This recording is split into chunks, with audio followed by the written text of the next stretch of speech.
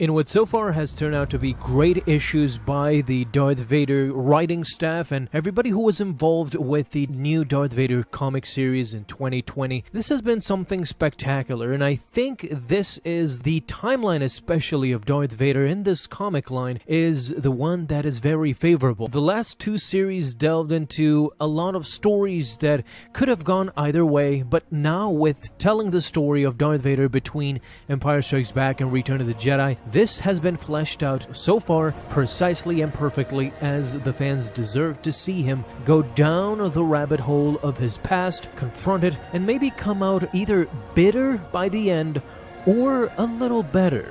But him traveling to Naboo is what we're going to talk about in this video, and how he met Jar Jar's basic family, the Gungans that actually raised him down on Oto Gunga. But as we do that, I want to first pay homage to the first Gungan that appeared in this comic series, and many of you might have forgotten him. Stay till the end to see the Gungans that were there when Jar Jar was being raised as a child until he was banished. We will talk about those people by the end, but let's go from the first issue onwards. In the first issue, if you guys remember, I honestly thought this Gungan was Jar Jar, and how befitting it would be if Jar Jar would participate in this battle. The problem with it is that Jar Jar already appeared in the famous novel where we saw a brief history of him, what happened in the aftermath of everything that we saw in the movies. Jar Jar appeared in the novel Empire's End, where we see him performing as a jester on the streets of Naboo, ashamed and guilty for what he had done to the former Republic. While many saw that as a befitting punishment, I honestly would have loved for them to include Jar Jar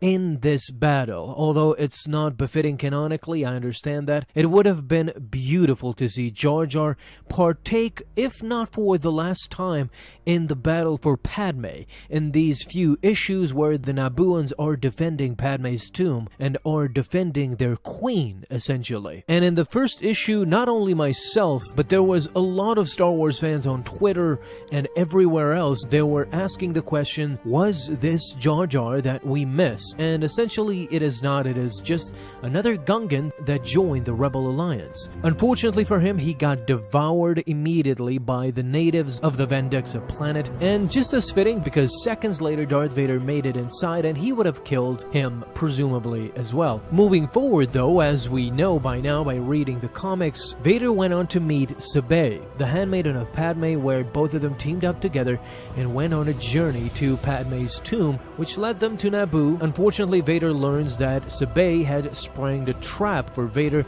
to kill him once and for all, as Sabé suspected Vader killed Padme.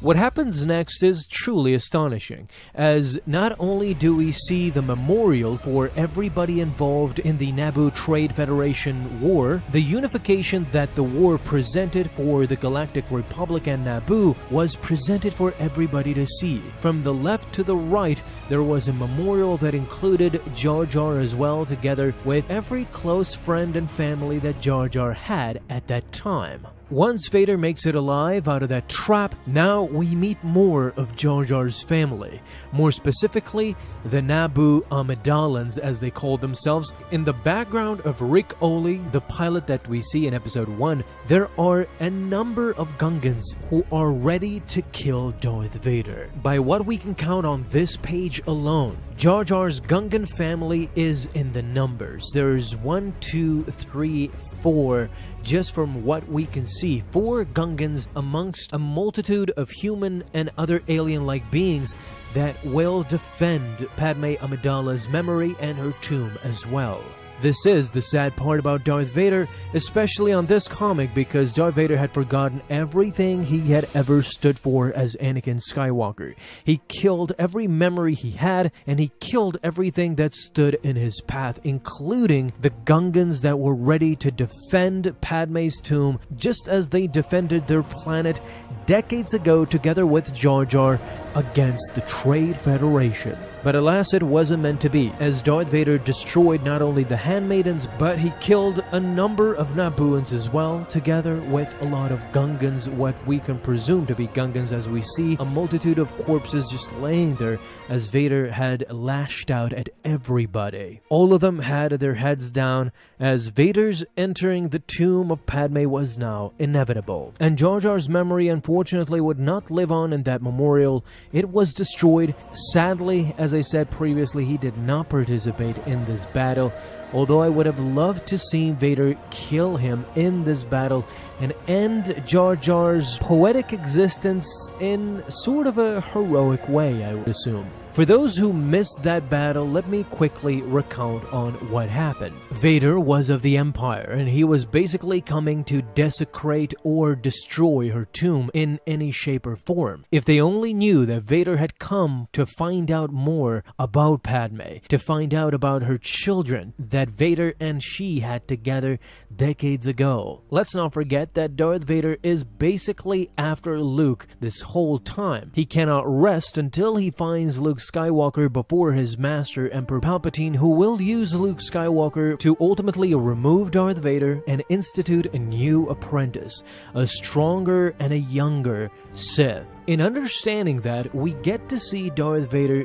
go step by step down below through the stairway and in front of Padme's statue. She was adorning the dress wear that she had in The Phantom Menace, more specifically the one that closed out the ceremonies and the joint factions between the Gungans and the Naboo people. It was used right at the end of episode 1. We even saw her adorning this dress in the shrine that was dedicated to her down in the waters. Now, we still don't know what happened with the bigger fish and Sabé sacrificing herself together with Gregor and Tora. We don't see them in this preview fighting Darth Vader, so my assumption is that they died when the fish attacked, but Sabé and Vader somehow survived this ordeal, and now we're seeing them come face to face as a familiar voice speaks loudly to Vader. And it was, believe it or not, Padme's past. The handmaidens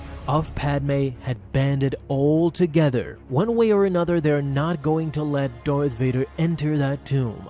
To me, this represents Padme's ghost, her past. It is literally Padme standing up from the grave and stopping this nightmare. Her handmaidens were trained to behave, walk, and think exactly like Padme would. So basically, these 5 females stopping Darth Vader in his tracks, it's what Padme would ultimately do as well if she were alive today, and would see what Anakin had become, and to what level he would stoop. To find his son for his evil schemes, she would realize that Anakin still hadn't changed. Even back when Anakin choked her, he was still talking about evil machinations, that he will destroy the Emperor and become the ruler of a galaxy that was now in turmoil. Today, more than 20 years later, he was still the same deluded Anakin that once dreamed of ruling the galaxy alone.